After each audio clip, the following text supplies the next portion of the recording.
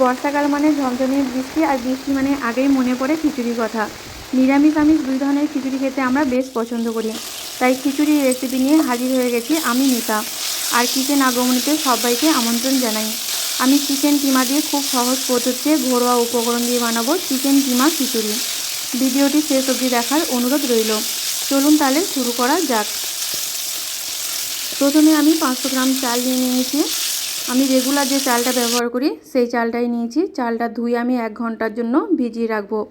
আপনারা চাইলে গোবিন্দভোগ কিংবা বাঁশকাঠি চালও ব্যবহার করতে পারেন। এবার আমি উনুনটা জেলে কড়াইটা বসিয়ে দেবো। কিছু মশলা আমি ভেজে নেব, যেমন গোটা ধনে, গোটা জিরে, গোটা গরম মশলা আর শুকনো লঙ্কা। সামান্য একটু নুন দিয়ে দেবো। ভাজা হয়ে গেলে মশলাগুলো আমি গুঁড়ো করে রেখে দেবো।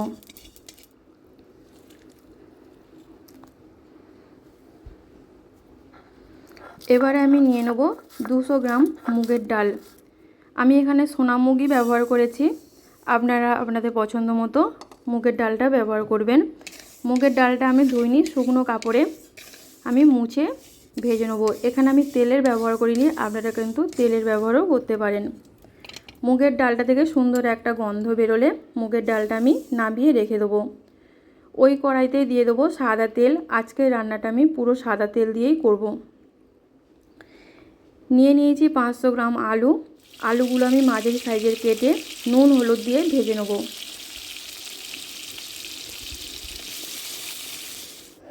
আলুগুলো আমার লাল লাল করে ভাজা হয়ে গেছে। আলুগুলো আমি তুলে রেখে দেবো।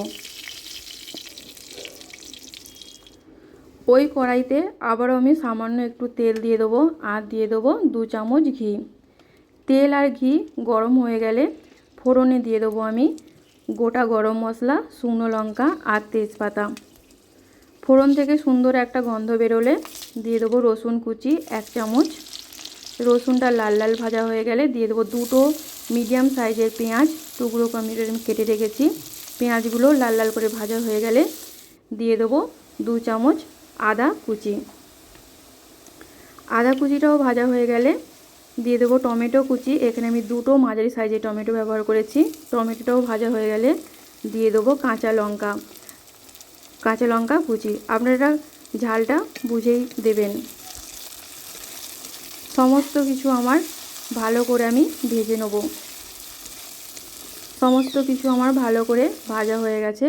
এবার দিয়ে দেবো হলুদ গুঁড়ো 1 চামচ, কাশ্মীরি লাল লঙ্কার গুঁড়ো 1 চামচ আর সাদা মতো নুন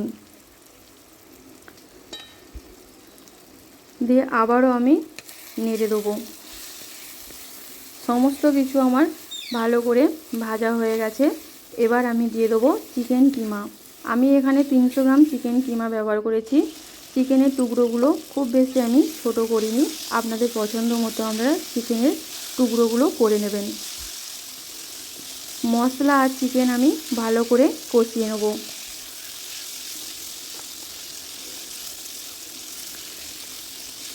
চিকেন আমার কষানো হয়ে গেছে। এবার দিয়ে দেবো ভেজে রাখা আলুর টুকরোগুলো দিয়ে আবার আমি ভালো করে কষিয়ে নেব। আলু আর চিকেন আমার ভালো করে কষানো হয়ে গেছে। এবার আমি নামিয়ে ঢাকা দিয়ে রাখবো। এবার একটা হাঁড়িতে আমি জল বসিয়ে দেবো। জলটা গরম হয়ে গেলে দিয়ে দেবো ভিজিয়ে রেখেছিলাম চাল আর ভেজে রাখা মুগের ডাল। দিয়ে দেবো এখানে 200 গ্রাম মুসুরি ডাল ধুয়ে দিয়ে দেবো। চাল ডাল আমার সেদ্ধ হয়ে গেলে এবার আমি দিয়ে দেবো কষিয়ে রাখা চিকেন আর আলু দিয়ে সমস্ত কিছু আমি ভালো করে নেড়ে দেবো। ওপর থেকে দিয়ে দেবো 4-5টা চেরা কাঁচা লঙ্কা দিয়ে আমি ঢাকা দিয়ে রান্না হতে দেবো কিছুক্ষণ। কিন্তু ঢাকনা খুলে মাঝে মাঝে আমাকে নেড়ে দিতে হবে, কেননা খিচুড়ি লেগে যাওয়ার সম্ভাবনা থাকে। আমার সমস্ত কিছু সেদ্ধ হয়ে গেছে। এবার আমি দিয়ে দেবো চিনি স্বাদটাকে ব্যালেন্স করার জন্য, আর দিয়ে দেবো ভাজা মশলার গুঁড়ো দিয়ে আবার আমি ঢাকনা দিয়ে বেশ কিছুক্ষণ রেখে দিলেই তৈরি আমার চিকেন কিমা খিচুড়ি। চলুন তাহলে পরিবেশন করা যাক। আশা করি চিকেন কিমা খিচুড়ি রেসিপি আপনাদের ভালো লেগেছে। অবশ্যই একবার আমার পদ্ধতিতে বাড়িতে বানানোর অনুরোধ রইল। সমস্ত বন্ধুদের আমার পাশে থাকার জন্য ধন্যবাদ। আর নতুন বন্ধুদের আমার চ্যানেলটি সাবস্ক্রাইব করে আমার পাশে থাকার জন্য অনুরোধ করব। আজ তাহলে এই পর্যন্ত, আবার হাজির হব নতুন কোনো রেসিপি নিয়ে।